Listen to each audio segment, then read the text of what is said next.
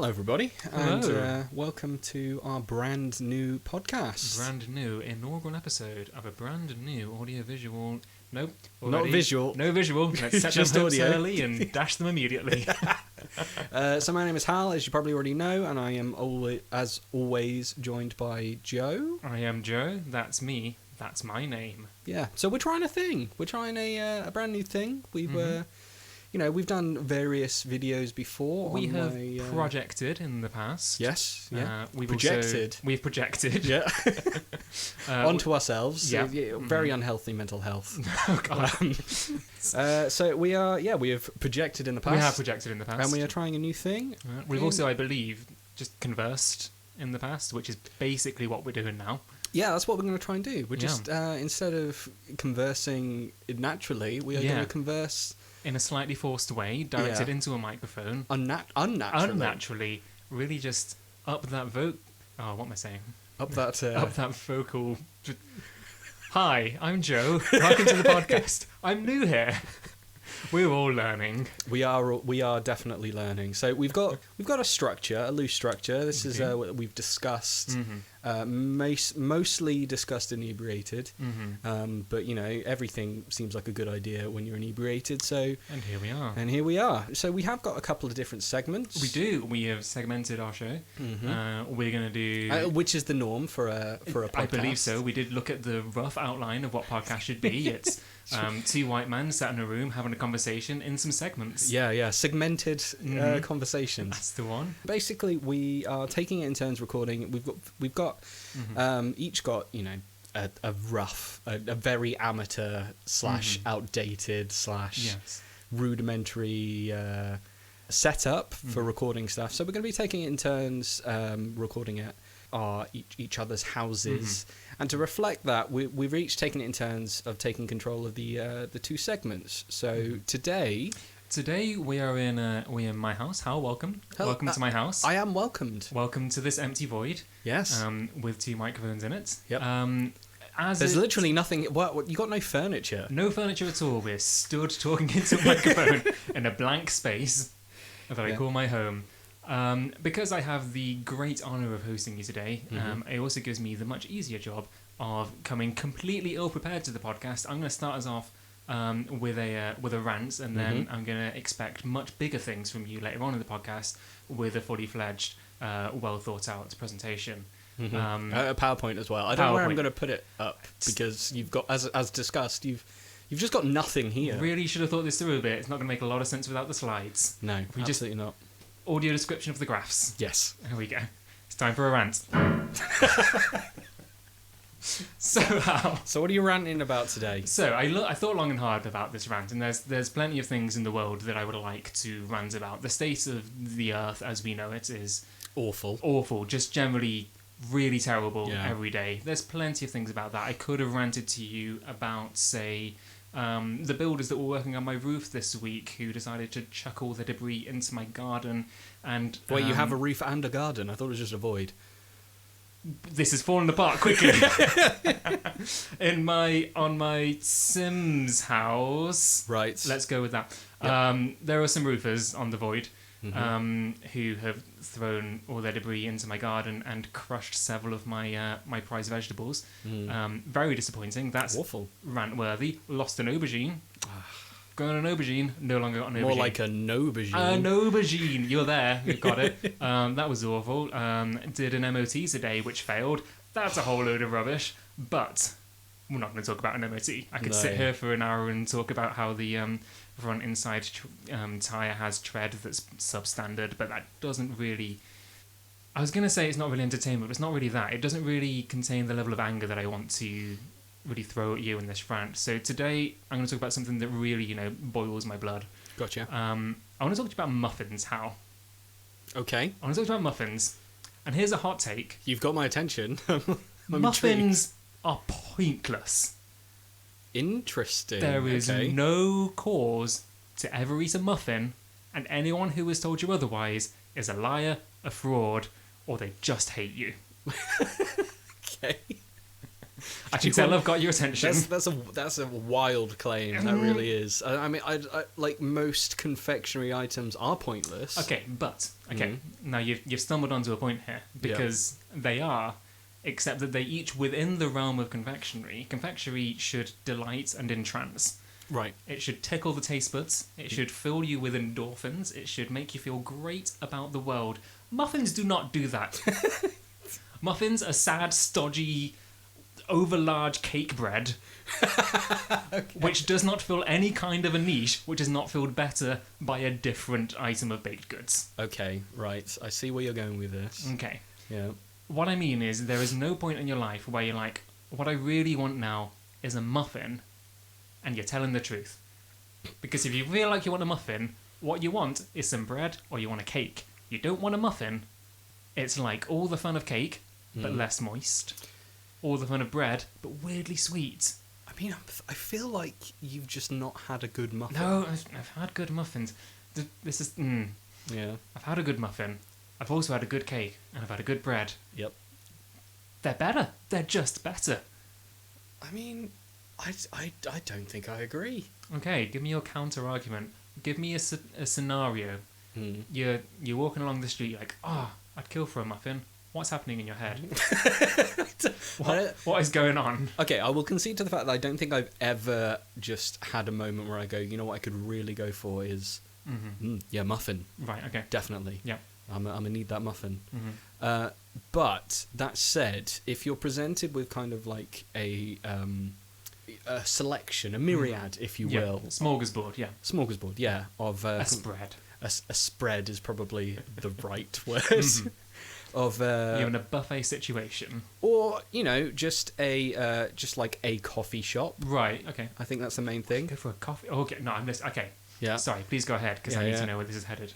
And I mean that is the home, the habitat of the muffin, really. The coffee shop. You go for a coffee. Maybe you're sitting in with the coffee. Yeah. And you will be presented with a selection of sweet goods to accompany the coffee. Okay. Yeah. You're picturing this? I'm picturing. This is a scenario not unfamiliar to me. Surprise. That's usually when you see the muffin. You do. Yes. I can picture it there now. Yeah. Staring at me. Yeah. Deep into my soul. There are alternatives. Sometimes there's some cake. Maybe a brownie. Yeah. Other pastry goods. Yeah. Like a croissant. Truly not quite the same scenario though. A croissant is a morning treat to go with a breakfast. But a chocolat pain or pain au chocolat. A chocolat pain.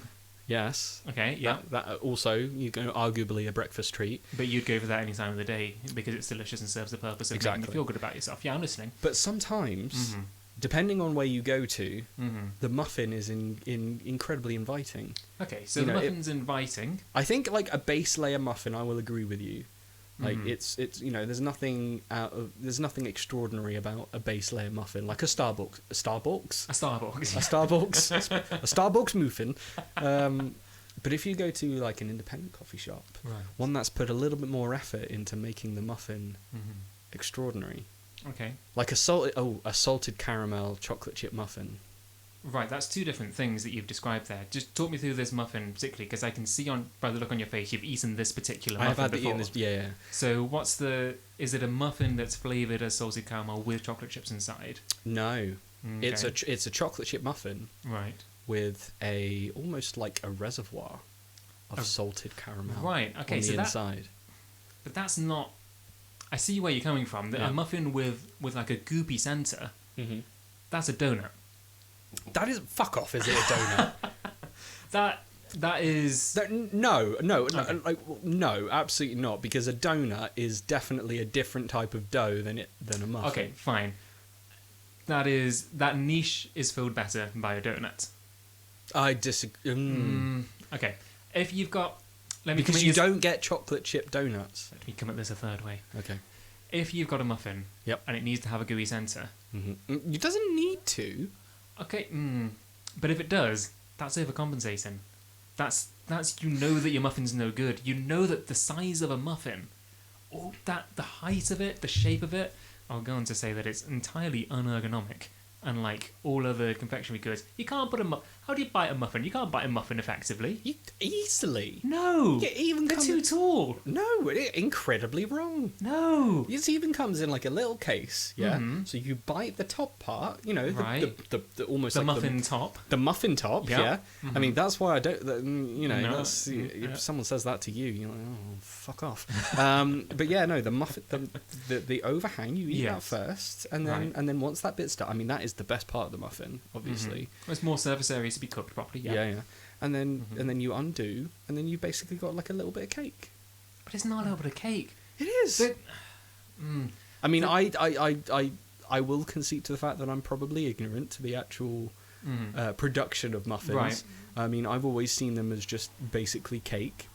Well, this is the thing. They're kind of halfway between. They're served with the cakes, but with a cake, you get something that's infinitely moister as a base cake, unless it's a bad cake. Don't eat bad cake. I mean, I'd say they're comparable. I would say they're not, but even if they are comparable, a cake will always come with a little bit of buttercream, a little bit of icing. Just break it up a bit. A layer of cake, a bit of something else, bit of moisture, bit of second flavour in there. Another layer of cake. Is there something on top? Ooh, you're in heaven now. But you're always getting an incomplete product with a cake because it's always just a slice. Are you just calling did you call a cake incomplete? Well, yeah, no, a slice because you of get cake. a slice of cake. Yeah, with a muffin, you're getting the whole thing. That seems like a weird. I'm not really following how that's an issue. I like that you went there. Yeah. But I think you've got nothing. I mean, mainly because you get a muffin. It's everything is contained. Everything is you've got the top.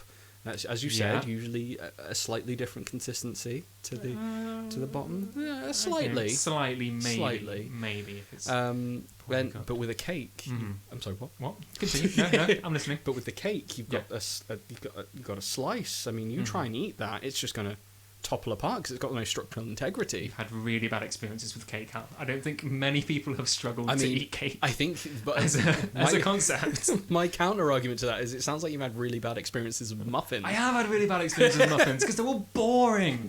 There's nothing going on. You're just not having the right. I mean, you can have boring cake. Okay. Victoria Sponge, what's going on there? Nothing. That's Victoria Sponge. Okay, if you, well, let me tell you, a Victoria Sponge, when done correctly, is a beautifully soft and smooth sponge with it's moist, it's good. You've got jam in the middle. There's a different flavour. There's fruitiness coming from it. You get a blueberry muffin.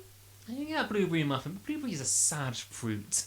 I like blueberries. I disagree. I think. What, you disagree that I like? I disagree that you like blueberries. No, you don't. No one likes blueberries. They tolerate blueberries when there are no strawberries or raspberries. No, I'd say blueberry is... Or gooseberries if you're feeling a little saucy. Oh, gooseberry, no. No, don't eat a gooseberry. No, Gooseberries are you're not good. feeling a little bit sour. You hate yourself. You know what I fancy today? Sourness. With taste? No, just sourness. The gooseberry is your berry. You know what I'm feeling like today? Cake, but worse. May I introduce to you a complete cake? It's called a cupcake. It's the right size. You can take a bite out of it and you eat it. There's icing on top. It makes it better. Cupcakes are not even that great. Yeah, I mean... They're not as good as a full cake, but they just do what muffins try to do. No, more successfully. I think you got it the wrong way around. I think cupcakes, they're like the complete cake, but they're kind of boring. Oh, I don't know. Let's add some flavour in there. Let's add some, I don't know, potential... let's pepper some like chocolate chip in there, or I don't know, salted caramel centre. What have you got? You've got a muffin. Well, thank you for listening to this first episode of the podcast. Unfortunately, it will be the last due to creative differences. Anyway, muffins are pointless. They're not pointless. I'm gonna, you know what? I'm gonna find you a muffin that you like. Okay, this I will thoroughly enjoy. I don't have much going on at the moment, so so that is my new life. Week. That's my new life purpose. I will eat a muffin before we start the podcast. We'll start recording. I'll eat a muffin. I'll give you my my opinions on the muffin. A spread of muffin. Yes. Okay, this is fine. My plan has succeeded. And then we'll start the podcast. Brilliant. No, that's all that next week's podcast is just taste testing. You know, we've not really set in stone the groundwork of this podcast. If you just want to provide me with food for me to taste test every week, this will be excellent. This will work very, very well for me. That's an awful idea. It's such a good idea. No one will be able to taste anything else. You'll just, it'll be like ASMR, but in a really disgusting way. I'll just eat it right into the mic and be like, quite as moist as I'd like. Podcast. The moist cast. Oh, disgusting. Yeah, absolutely. Anyway, I will leave it there with my my rant about Muffin on the grounds that we all agree that I'm 100% correct and you're a lunatic. Okay, well, I mean, I'm not going to concede to that, but we shall move on. On the record, then, it is conceded. No, not. You forgot the word not. No, again, did not. I think you're just hearing what you want to hear. I'm hearing that muffins are disgusting. Get on with your life. It's not... Oh, my God. Okay, anyway, so... Do me a segment, Hal. So, you've had the privilege of having a rant. I have. I've really got some stuff off my chest there. Let's dial your neck in a little bit. Let's wind your neck in. Let's chill things out. Basically, let's be a bit more productive than you just slagging off a baked good. Yeah. So our second segment is, as I've come to I'm just liking the fact that you keep getting ready. I'm just readying the music. As I've come to your abode, you are hosting me. I thought I'd, the second segment is the visitor brings something to the table. We're gonna learn a thing. Learning. Worth it.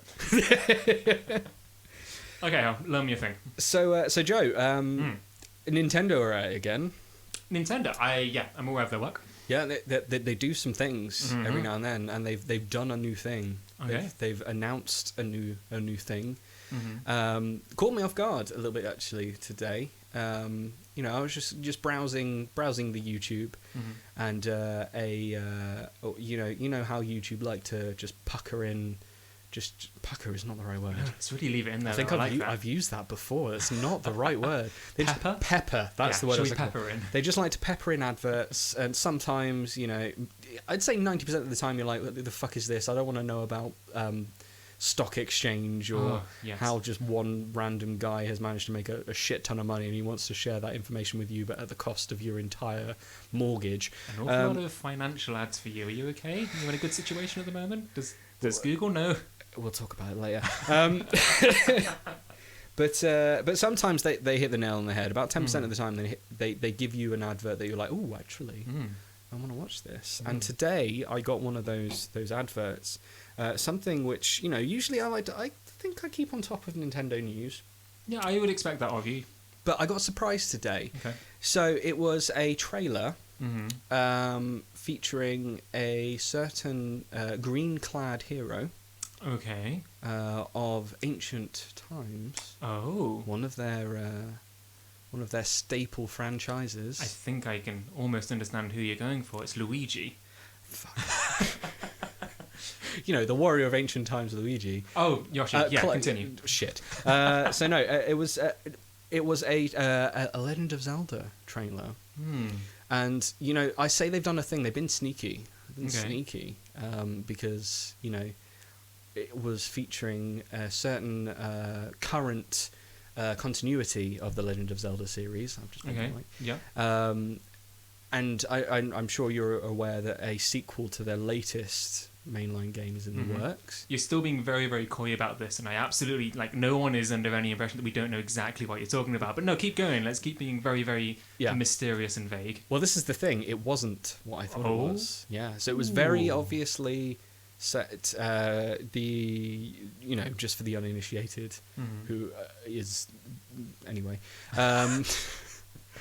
It was not the Breath of the Wild sequel I thought it was. It was definitely Breath of the Wild themed. Okay, this is interesting. It sucked me in. It was like, okay, fine. I was thinking, they've dropped a Breath of the Wild sequel trailer, and I didn't know about this. This is really fascinating. Yeah. Well done, YouTube algorithm. It turns out, no. Right. They are, and I think this is actually quite clever, Nintendo being very sneaky. So the actual trailer was for Hyrule Warriors. You've not started great. Age of Calamity. So what it is a Hyrule Warriors game Hyrule Warriors, yes. Hyrule Warriors. Hyrule Warriors. Set during the... You've played Breath of the Wild. I played Breath of the Wild. Fantastic game, yeah. Before the start of the main story of the game, there is a battle, almost like a war between the main characters, the ancillary characters, the main warriors, and Calamity Ganon, which results in. I need to stop bumping the mic. Which results in basically they lose the war, and Link goes to sleep, and you wake up 100 years later, and you have to pick up the pieces. Okay. So Hyrule Warriors, Age of Calamity is a prequel to Breath of the Wild, set during that war period, which is great. It's a great idea. Bit sneaky that they were like, it's Breath of the Wild. No, it's not Breath of the Wild. It's Hyrule Warriors again. Everyone wants a Breath of the Wild, but it's not a Breath of the Wild. So what we're talking about today, is the Warriors franchise. Oh. Okay. So slightly topical, but not quite. So Hyrule Warriors is the latest in a massive amount of games that fall under the Warriors. Now you've learned me a thing there. That's not something that I previously knew. No, so you're doing the segment. I'm doing the segment, yeah, and I'm gonna learn you a thing. Learn me a thing about this titular Warriors franchise. Similar to how Pokemon Mystery Dungeon is an entry in the Mystery Dungeon franchise. Let's say for the argument, yes, I did know that Pokemon Mystery Dungeon is not an original Pokemon title. No, not at all. Well, there you go. It's learned me two things. There's been a few of them, actually. Yeah. It seems to be quite a common thing in the Eastern kind of video game market, where there will be a franchise that creates such a kind of staple, almost like subgenre, made by kind of like one developer, and then they bring in other existing franchises into this kind of subgenre. Another one is Conquest. Do you remember Pokemon Conquest? Yes, that one was more obviously not Pokemon because there was feudal Japanese lords in there, which is not traditionally the Pokemon setting. No. But one of the prime examples of this is the Warriors franchise. So it's developed by a developer called Omega Force, and published by, I'm going to mispronounce this completely, Koei Tecmo, who are also known as a publisher for big Eastern publisher, Dead or Alive. Yes. Yeah, you know, that volleyball / fighting / boobs. Yeah, just like 90% boobs, yeah. Yeah, 90% boobs. There's some gameplay in there. Also Ninja Gaiden. Yes. Gaiden. Let's say Gaiden. I will, disclaimer, I'm going to mispronounce. Just throw a big one up there. For the entire segment, no words will be pronounced correctly. Exactly. Just figure it out how much yourselves. I'll try my best. Okay. Also, I've always said Ninja Gaiden. Yeah. I think it's Gaiden, actually, wow, in second thoughts. Who knows? Who knows? We don't. People. Not us. And also Nioh. That's one I've heard of before. Again, don't know how to pronounce it. Don't know what that is at all. Are you talking of Neo, The Path of Neo, Enter the Matrix, The Path of Neo? Is that the game you're referencing here? I mean, absolutely not, considering it's definitely spelled Nioh, not Neo. But yeah, probably their most famous franchise, aside from potentially Ninja Gaiden / Gaiden, is the Warriors franchise. Okay, yeah. So mainly the flagship of this franchise is Dynasty Warriors. Oh, that's a name I know. Penny drops. So the first one, Dynasty Warriors, was originally I think it was 94 it was released. I should have put that in my notes. It was originally a classic fighting game, sort of similar to the Tekkens and your Street Fighters. Tekken, Street Fighter-y. Okay, yeah.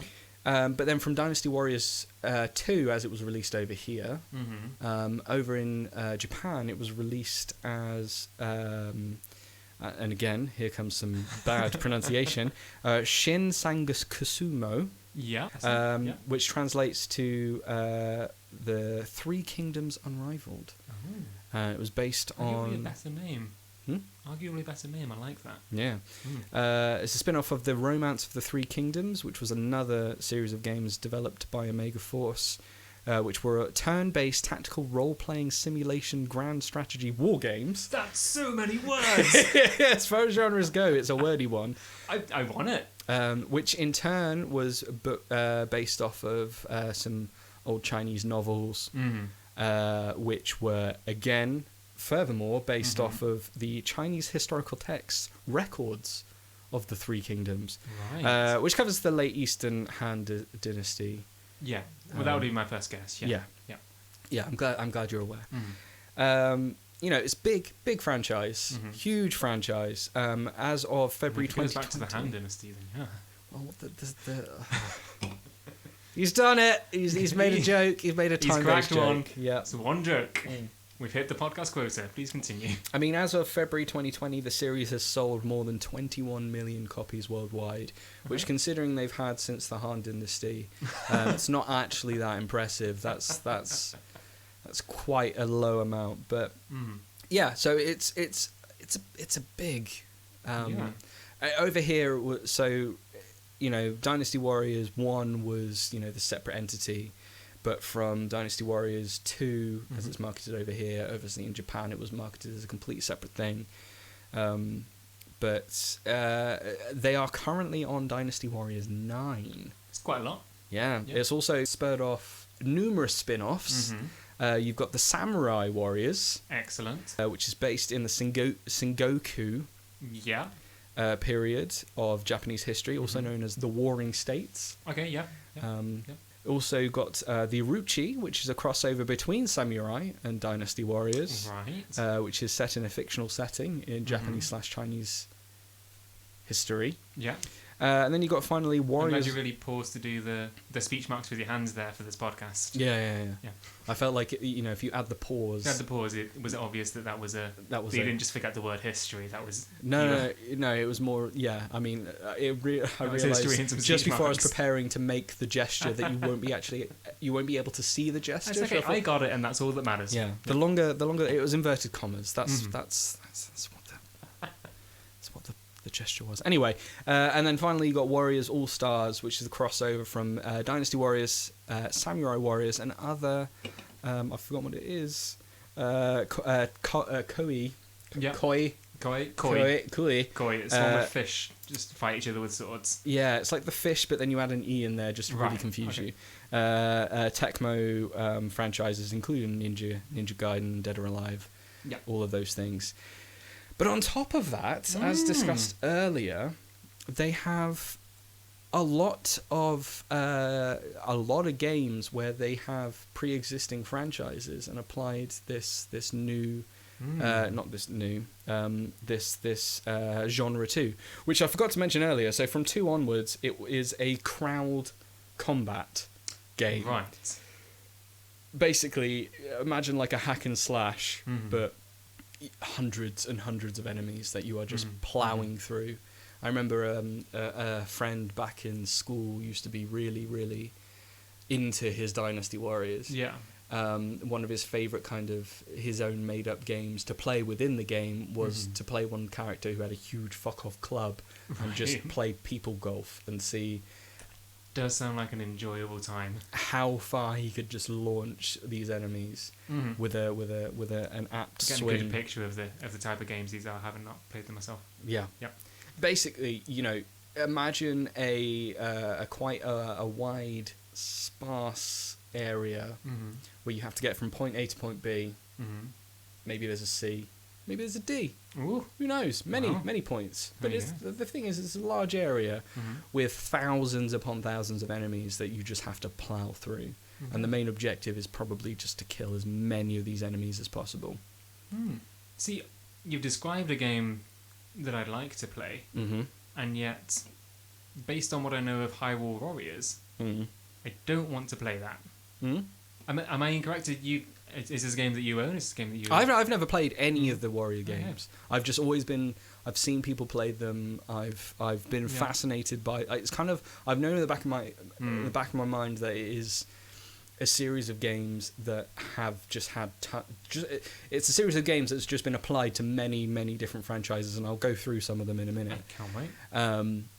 And it just seems quite such a simple, easy formula for a game that you can just paste whatever you want on top of it, and you'll still be able to just hack and slash your way through a stupid amount of enemies. Right. They're not complicated games. No.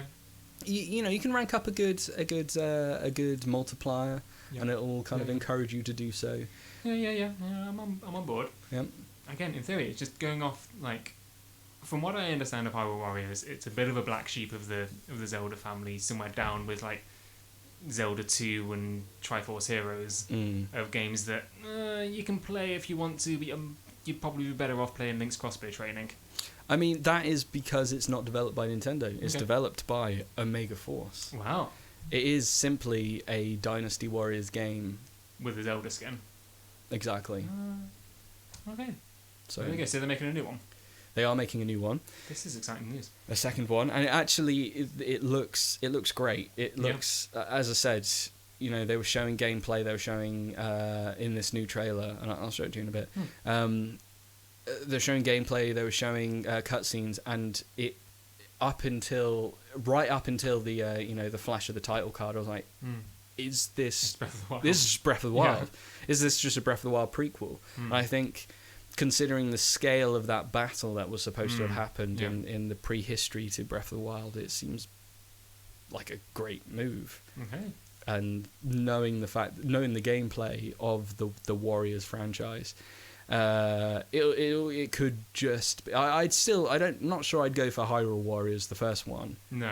But this one could be a good application of just, let's just let loose a couple of champions, overpowered heroes on these just hordes. Yeah. Hordes is a great word, of just faceless enemies that you can just plow through. And it might be like a fun time. Yeah. Again, I'll show you the trailer in a bit. Yeah. But yes, aside from Hyrule, there are numerous franchises that these developers have just gone, right, let's make a game for that in this style. You've got Hyrule, you've got Gundam. Wow. Okay. Yeah. Yeah. Gundam Wing. They've made a few of those. Fire Emblem. They've made one of those. Makes sense. You've got One Piece. Do you remember One Piece? I know One Piece. I know of One Piece. Yep. Never going to touch One Piece. No. One Piece is on the list of anime. Maybe that sounds like a fun idea. There's 2,000 episodes. Yeah. That live in the back of my mind. That maybe one day I'll start Naruto. I'm not going to start them. No, I'm not going to do that. If you haven't already, then just no. Nope. There's Persona. There's also a couple more kind of Eastern orientated ones. First, there's the manga series Fist of the North Star. Yes. There's the Berserk franchise, which is again another manga series, and also the Heroic Legend of Arslan, which is a fantasy novel by, here comes another pronunciation, Yoshika Tanaka. Okay, yeah. Which was again the game was released following an anime adaptation of that. That was the heroic story of Aslan from The Lion, Witch and the Wardrobe. Arslan. Arslan. There's an R in there. There's an R. It's not Aslan the lion. Yeah. It's Arslan someone else. Yeah. It's okay. There's definite R in there for Rapanese. Because I would definitely play Chronicles of Narnia Warriors. Yeah, absolutely. Persona. There's also a Persona game. There's loads. Yeah. And in coming up, apparently there is a Star Wars. Ooh. Yes, there is a game that I'd play. Yeah, exactly. So, yeah, they've done, including Star Wars, they've done outside of their own kind of internal thing. So, you know, Dynasty Warriors, Samurai Warriors, the two crossovers. They've done about 9 different series franchises where they've made these kind of interpretation games, and it's just incredible that there's just a ridiculous back catalogue. If you like this kind of game, you're sorted. Yeah, you're sorted. So we'll move on to the quiz. So there is a quiz. Yes. So knowing that, you know, there's each Dynasty Warriors, there's 9 Dynasty Warriors game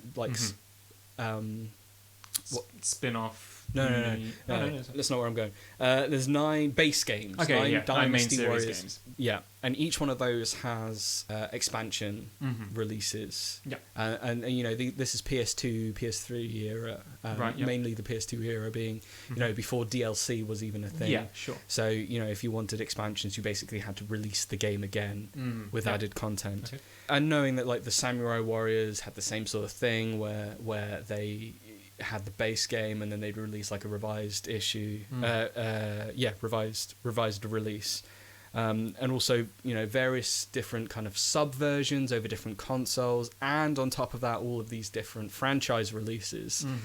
How many games in total in this Warriors franchise do you think there are? Oh, it's got to be at least 3. Yeah, at least 3. Yes, I mean, there's 9 in Dynasty Warriors alone. So yeah, at least 3. You're not wrong. Are there more than 20 of them? Yes. Are there more than? We're not playing this game. Give me a number. I'm gonna say there are 63. I've overestimated him. There's a sad look on your face. No, you're actually very close. Am I really? So as of not including future releases, there are 70. Oh, 70. That's so many. So many. So that's including kind of like revisions for, say, like a portable version on the PlayStation Portable. It's a re-release. Yeah. Okay. Every sure, single. Sure. Yeah. Not including kind of ports of the exact same game. Say I don't know, like the Wii version came out a little bit later than the PS2 version or whatever, but a different kind of definite revised version, including all the expansions, including all that. 70 titles. That's so many. That's a lot of games. That's an absurd number of games. Yeah. To be under one roof. So I broke these down a little bit. So there are 29 Dynasty Warriors releases, 12 Samurai Warriors releases. The Orochi, which is the crossover between Dynasty and Samurai Warriors, there's 5 of those. The Dynasty Warriors Tactics, which is a slightly different. Yeah. It's I think it's more of like a turn-based thing, but still set in the Dynasty Warriors franchise. There's 2 of those. 4 Gundam. Gundam Wings. Gundam it. 4 of those. 4 One Piece, 2 Hyrule, 3 if you include the Switch release of number 1, because that was Definitive Edition, yeah. Definitive Edition, and then there's and there's 9 kind of just miscellaneous ones for one-off releases, like All Star Warriors, which is the crossover of the other franchises within. That's the publisher. crossover of the other crossovers within the original franchise. It's the crossover of all the franchises underneath the one publisher. Right, yes. Yeah. So there's loads. 70. That's so many. 70. That's a big number. Yep. I'm trying to think of a good way to quantify that number, but it's large. Yeah. Let's put it all in a stack. Yeah. So many games. It's this high. Be about as high as the hand that you're holding right now. Yeah, about 6 foot. And to end off, the second question in this two-question quiz. Well, it's a 2-parter, so basically I've had a look at the Metacritic scores of these games. Most notably the highest and the lowest within this I don't even know if you can call it franchise, just slew of games. Yeah. Myriad. Smorgasbord. Bottomless pit of games. So I'm going to read you the title. Yeah. And I'm going to read. I'm not looking. So I'm going to read you the title of the highest and the lowest, and I want you to try and guess what those scores are, and Okay. Yeah. So highest was Dynasty Warriors 8 Extreme Legends Definitive Edition. Perfect. What do you think the score was? Highest score on Metacritic. Highest score. Yeah. This is the highest out of the entire franchise. I'm going to call it like an 86. Very close. 83. Yeah. 83. That's not a hugely high score for 70 games. Quite a lot of them are in the kind of the 80s to 70s, to be fair. Okay. Quite a lot of them are in the middling, perfectly playable stuff. Yeah. Not going to change your life. Hyrule Warriors, for example, was 79. Okay. So fine. A decent game, but by Zelda standards, probably on the lower end of Exactly. those scores. Yeah. But again, yeah, it's worth bearing in mind that it's not a Nintendo. It's not a Nintendo release. Yeah. Yeah, it is made by the. It's a Dynasty Warriors. It's a Warriors release that just happens to have Nintendo properties on it. Lowest score, Dynasty Warriors 6. That's only 2 out from Dynasty Warriors 8. What happened in those 2 games? I mean, by the release schedule, a lot. Like a bad video game sits around like a 43. I wouldn't play anything much lower than that. Are we lower than that? Are we considerably lower than that? No, I'm speechless. Did I nail it? 43. 43. I'm so good.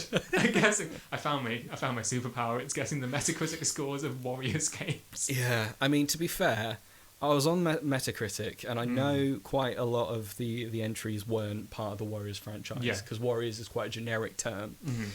But obviously they rank it by highest, and you can't say rank by lowest.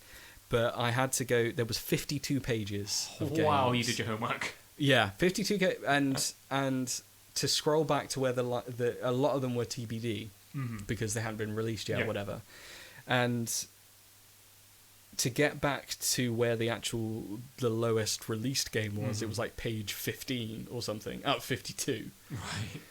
And kind of cycling back through these pages, 90% of them were upcoming Warriors releases that just already been announced or just hadn't been released yet.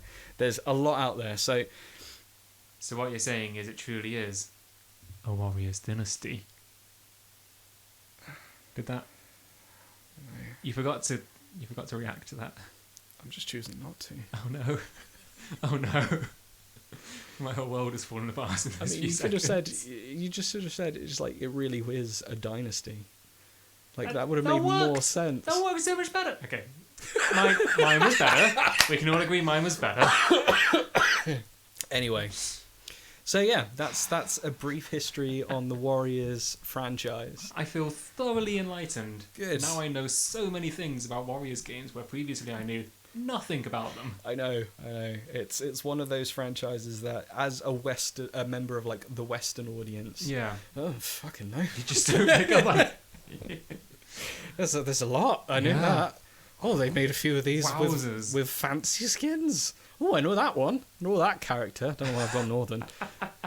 So all of those spin-offs, the Gundam games, the One Piece, the Persona, all of those were better than a 43. They were kind of middling, decently fine games. I didn't see. Okay, I found but they weren't the lowest. I got to the lowest point and went, fuck, I can't think about Warriors anymore. And then you came here and talked to me about it. Yeah, I need a break. A good like hours break of just like a detox of Warriors. I've still not played one single game of them. Will you? This is important. You're now fully engrossed in the Warriors zeitgeist. I mean, I will just because, and again, I will show you the trailer later. Hands down, I'm going to buy Hyrule Warriors Age of Calamity because it looks, as in terms of like thematically, it just looks like Breath of the Wild. Okay. And it looks like it seems like a smart way to represent that battle that is talked about a lot in. And it might be a good kind of like feed into the Breath of the Wild sequel. So this is my follow-up question to you. Has this been announced and released because there's a big delay on Breath of the Wild 2 and they need something to fill a gap? Yeah. What do you reckon? Is that on its way still? There's been rumours about it. I mean, the first trailer was released 2 years ago? Yeah. It's been a while now. Yeah, almost definitely. Yeah, definitely. It's a sad time, but you know.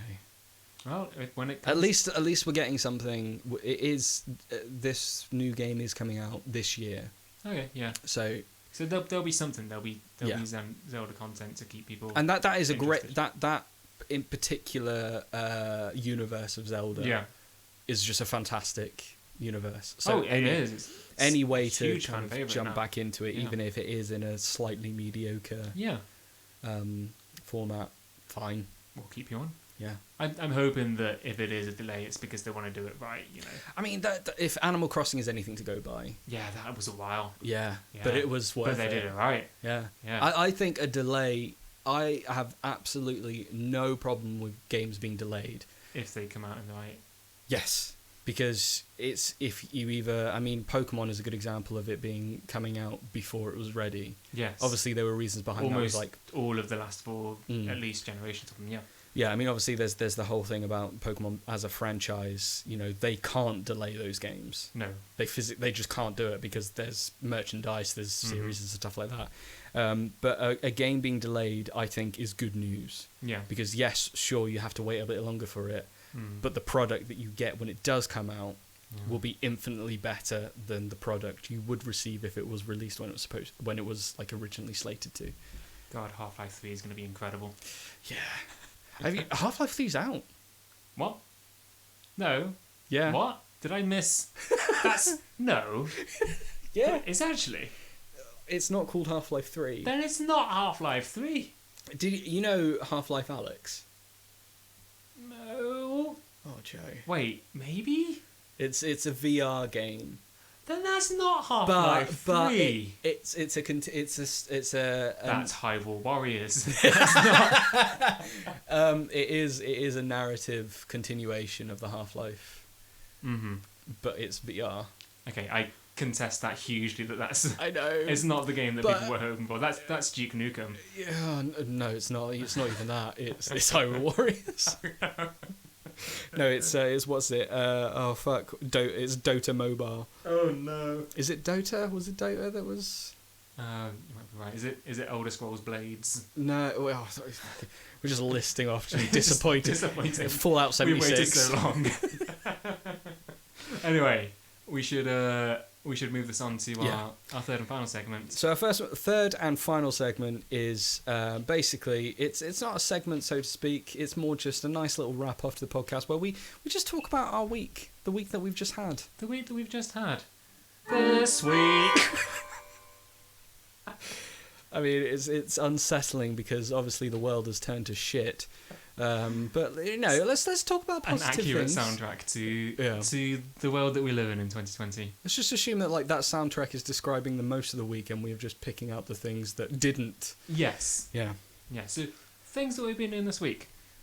This week I've been getting really into disco bass lines.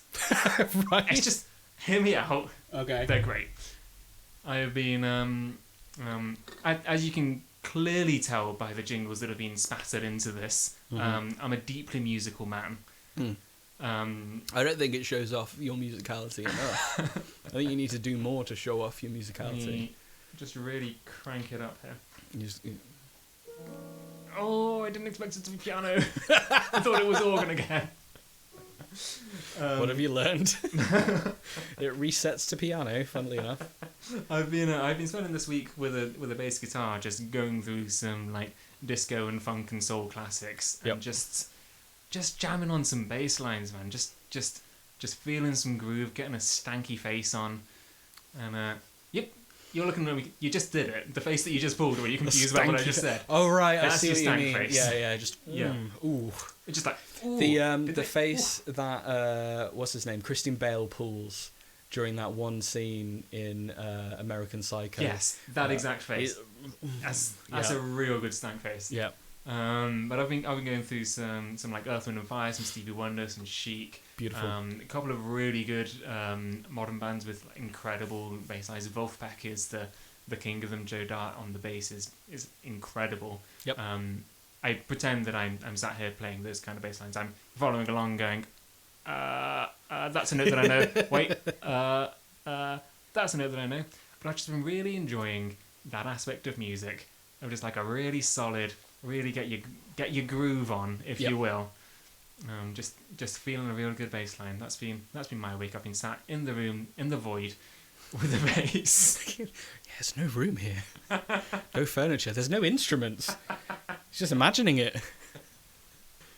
That's been a lot of what I've been doing this week. What have you been up to? Well, I mean, the two main things from my week is the boys. I thought you were going to mention that. I left that one for you to Yeah, The Boys released the first 3... Yeah. Is it 3 or 4? First 3 episodes. 3 episodes. Yeah. Released last Friday. I'm only 2 episodes in because my housemates were saying that we should watch it together, and then that didn't happen, so I eventually broke and watched the first 2 episodes last night. What are your thoughts? So good. It's good, right? Such good TV. It really is. The acting is phenomenal. The writing's good. Yep.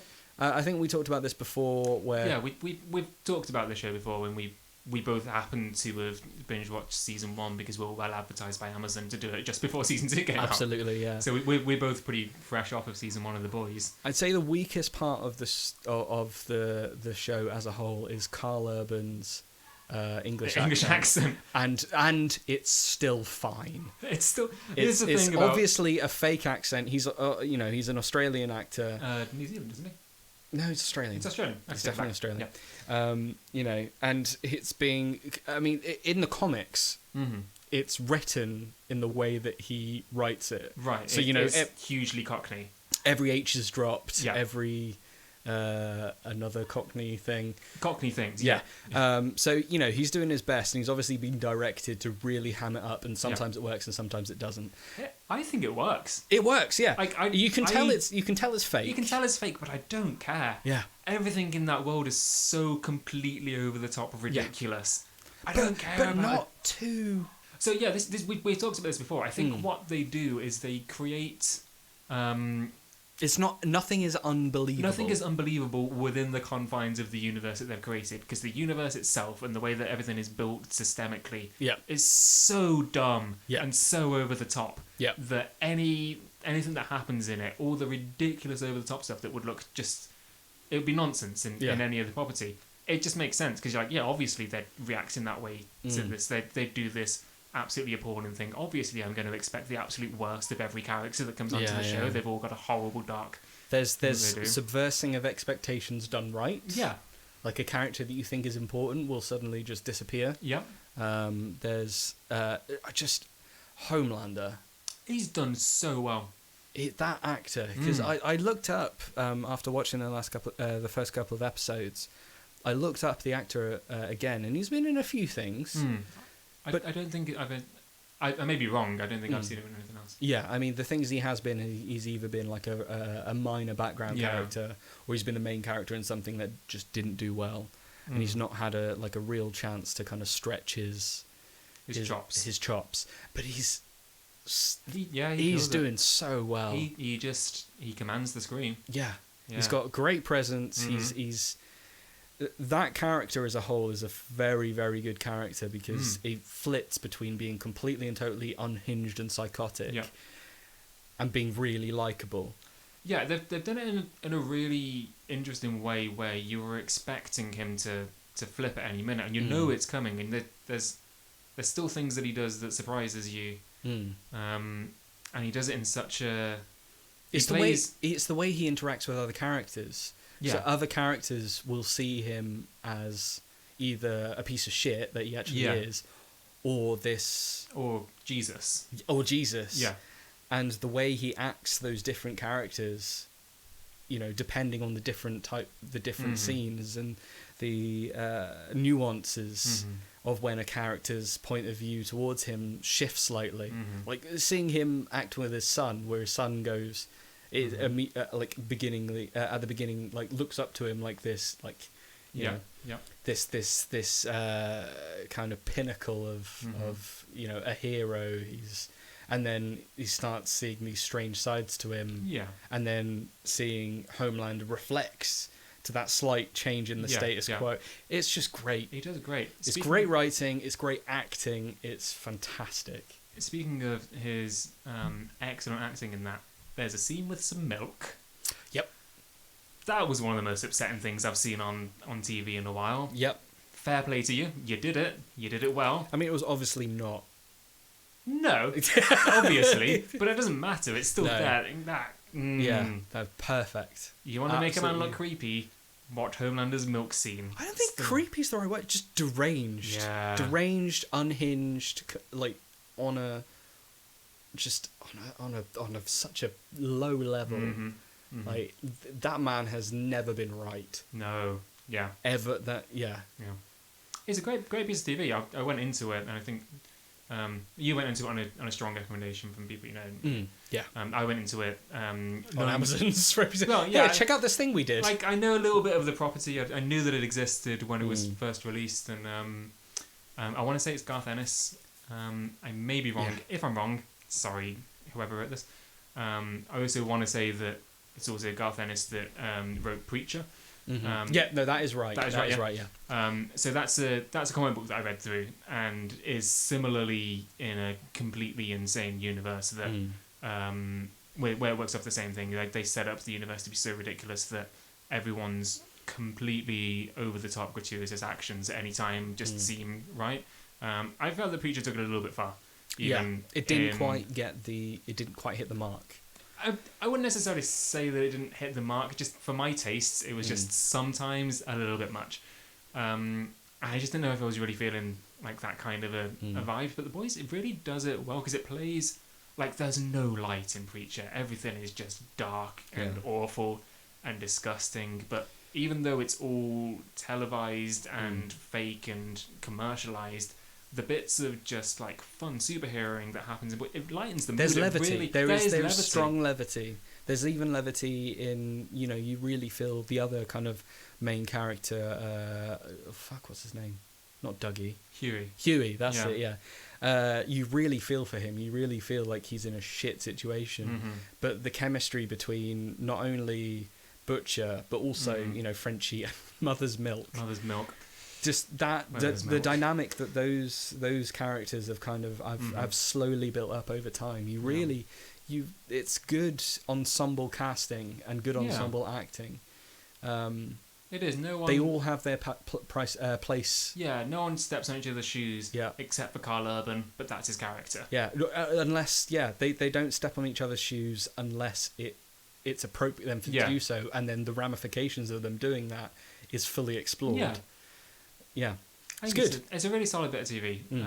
I would recommend it. I went into it hesitantly, and then pretty much binged the whole first season, and then waited around for this one to come, and then I watched all 3 episodes in one night. Yeah. So I think it's a good way of releasing episodes as well. So they're doing 3 off the bat to get you hooked, and then they're doing it one a week. A major thing that I saw about the release schedule is that people are on Amazon giving The Boys 1-star reviews. They're review bombing it because of the release schedule. People are so dumb. People are dicks. Don't do it. You don't need to do that. No, I mean, just be patient. Just be patient. Like, one of the reviews in particular that I saw was saying that, the show itself 5 stars, but because of the release schedule, you give the whole thing 1 star. Yeah. Well done. That fucking short-sighted. Yeah. I should have put this in the rant part. Just. Oh, fuck off. I mean, it was my rant about Muffins, but if you wanted to just duck in people review bombing a TV show in that makes sense. That's, yeah. It's just utter wank. Like, why are people... Because, Amazon in particular, streaming services in particular, they take a lot of, what shows they continue and what they cancel. Off the reviews. Because they don't have ratings. Yeah. They have, watch... They can see who's watching. Then, But they also take into account, it's like, if you review bomb this because you're not happy with the schedule, that's... You're ruining it for yourself. Presumably, if you're that upset about the schedule, it's because you want to see the thing. Yeah. Don't make it so you can't see the thing. And besides, like, in terms of, like, the release schedule, we're still in a fucking pandemic. Like, the fact that this exists at all is kind of a miracle. It's kind of great. Who knows when they're going to be able to properly film, like, uninhibited, another season like this. Obviously, they are going to. I think it has been confirmed as renewed. That makes a lot of sense. If nothing else, by the amount that Amazon are pushing it right now. Like, they know it's a property that people want to watch. Do it. Yeah. But look at the Batman. The Batman's been delayed again because Robin Bat. He's got COVID. Got the COVID. Yeah. So there's going to be a lot of instances where these kind of properties are going to have to stop, and like the production of them is going to be slower. So don't slow it down. Don't slow down even more, and don't complain when the release is slower, because it's making it last longer, so there's not as big a gap. Yeah, it makes a lot of sense. Just stop, you fucking morons. Yeah.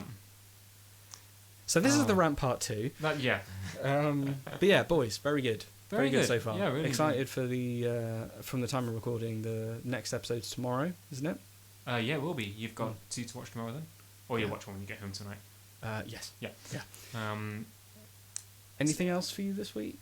You know, it's been a bit of a slow one. Yep.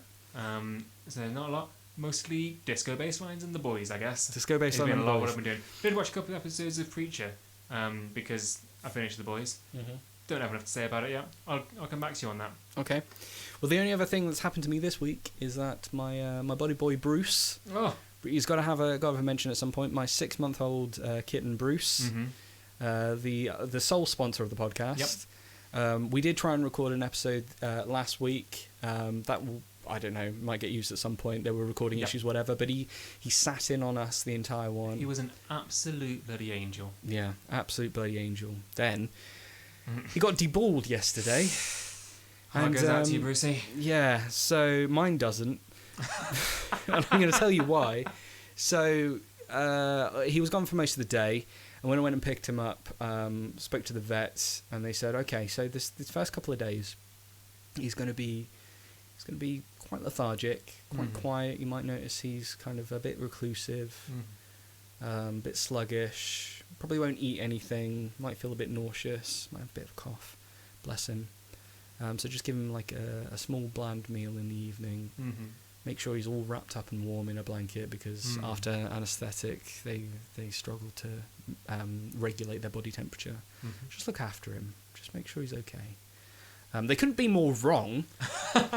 Spent the entire fucking evening chasing after him because he was more energetic than I've ever seen him. Wow. But the anaesthetic obviously had some sort of effect on him, because he's not a graceful cat. No, he's not a graceful cat at all. But he was even less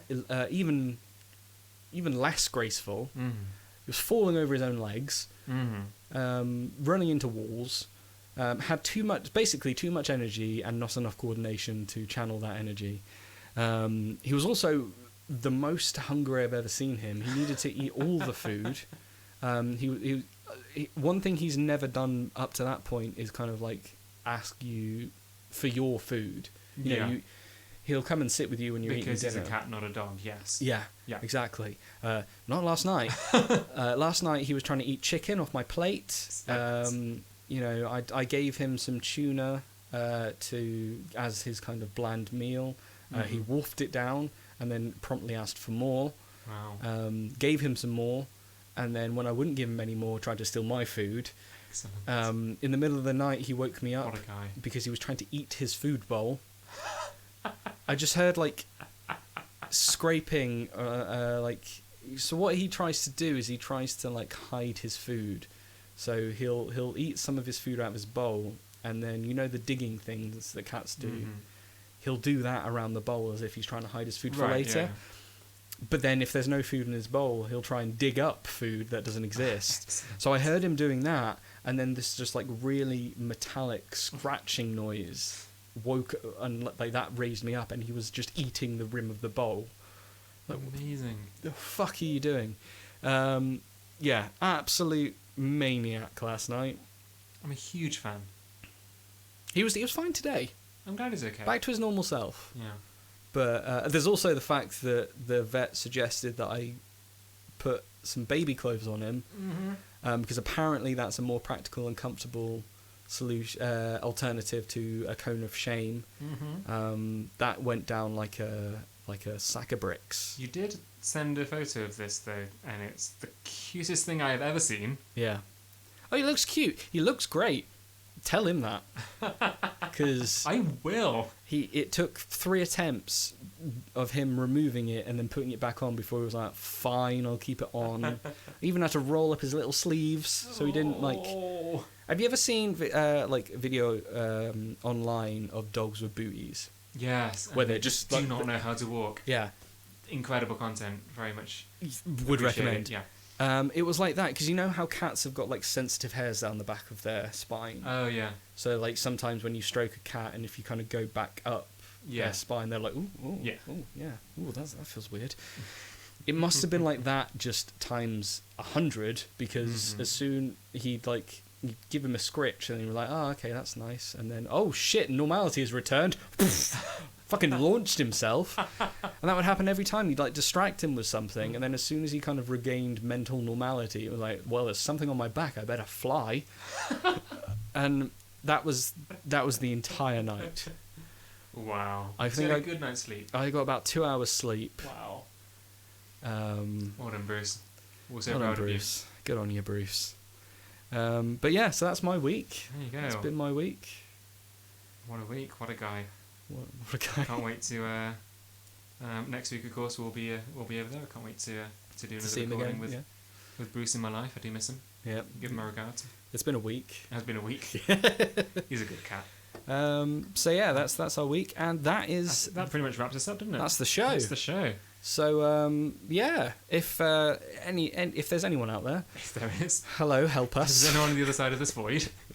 Yeah, thank you so much for listening. Thanks so much for sticking around. It's a pleasure to have you to join us today. Let's do a couple of plugs if you have them. If you need a plug, I'm not hugely around, but if you want to reach me, I do exist on YouTube under Joe Goddard Music. That's Joe with a J-O. You can find me radio here. I have gone full radio here. You can find me on Joe Goddard Music. Sometimes I do things on there. The last video was 3 years ago, but maybe there's some stuff that I'm doing. Let's find out. That's about where I am. Yep. How do you want to do the plug? So you can find me on either my Twitter, which is Hal_Dimond. Dimond spelt D-I-M-O-N-D. No A. You can also find me on Instagram, which is @HalDimond, no underscore. Yep. And there's also my YouTube, which is basically defunct at this point, but who knows, this might be where the initial podcast comes out. We'll see what happens. Yeah, but it's all up in the air at the moment. I would strongly recommend if you go into Hal's Instagram, there are a couple of pictures of Bruce and they're excellent. So definitely check that one out. Yeah, but my YouTube is youtube.com/HalDimond, all one word. And that's us. That's us. Thank you so much for joining us. So we'll catch you next week when we rejoin you at Hal's place. Yeah, with Bruce. With Brucey. Cool. Thanks, guys. Like we're doing a great British goodbye. Okay, all right. Thanks then. Thanks. Bye. All right. Right, I'm off. Right, here we go then. Oh, thanks for. All right. Cheers then. Thanks. Bye. Bye. Bye. Bye. Bye. Bye. Bye. Bye. Bye. Bye.